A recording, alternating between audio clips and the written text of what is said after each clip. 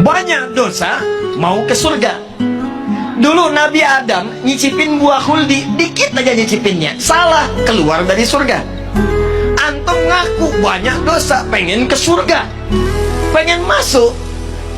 Bagaimana cara kita mendapatkan ampunan dari Allah supaya semua dosa-dosa tadi dihapuskan? Kata Nabi, bypass cara cepatnya. Kalau di dunia ada cara cepat, di dunia ada pengawalan cepat, maka dalam rumus akhirat ada rumus cepat untuk mendapatkan ampunan dosa. Apa itu? Dapatkan rahmat Allah subhanahu wa ta'ala. Dan ternyata di antara rahmat Allah itu diturunkan di majlis-majlis ilmu, diturunkan di majlis ilmu.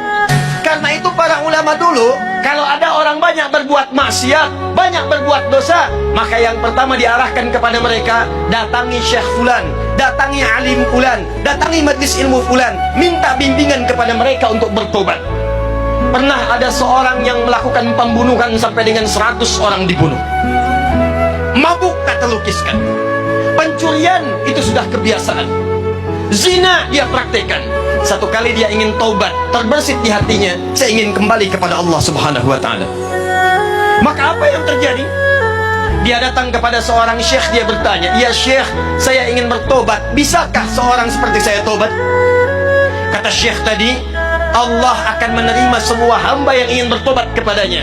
Datang ke masjid fulan, datang ke majlis fulan, datangi guru fulan, minta bimbingan untuk bertobat kepadanya, karena dia yang paling mampu untuk mengajari engkau.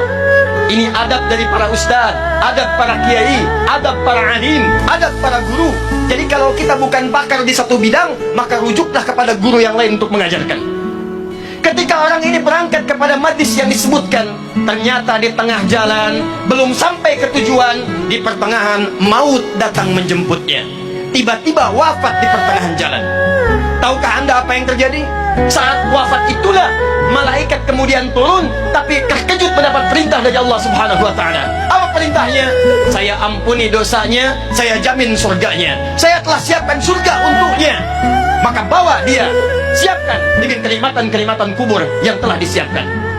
Kenapa orang ini tiba-tiba mendapatkan nikmat Allah? Kata para ulama, ternyata orang ini saat ingin menuju majlis ilmu mendapatkan rahmat Allah subhanahu wa ta'ala. Dibimbing di jalannya, setiap langkahnya dia istighfar, astagfirullah, astagfirullah, astagfirullah. Baru berangkat menuju majlis ilmu, rahmat Allah turun kepadanya. Di tengah jalan dia istighfar, istighfar mengampuni dosa-dosanya. Langkahnya punya pahala datang ke majlis ilmu. Maka disitulah kemudian Nabi bersabda, buka hadis riwayat Ibnu Majah, nomor hadis 233, yang meriwayatkan sahabat namanya Abu Darda. Abu Darda itu pak dulunya pengusaha, dulunya agamanya Kristen, pindah masuk Islam. Begitu masuk Islam, beliau membuka usahanya yang mendekatkan dirinya dengan Allah. Cara usahanya bikin dagangan di dekat masjid. Dekat masjid, apa tujuannya? Supaya lebih dekat dengan Allah. Kalau tiba waktu sholat, tinggalkan dagangan, saya bisa sholat dulu. Kalau rizki nggak usah dipikirkan, Allah sudah atur. Setiap orang mau ke masjid, ada yang mampir beli makanannya, ada yang mampir beli dagangannya. Sampai kemudian ditiru oleh para sahabat-sahabat yang lainnya. Sampai sekarang kalau anda haji atau umrah, anda dapatkan dekat Masjid Nabawi ada orang-orang jualan di sekitarannya. Itu yang pertama kali jualan, namanya Abu Darda. Meriwayatkan hadis dari Nabi, apa bunyinya?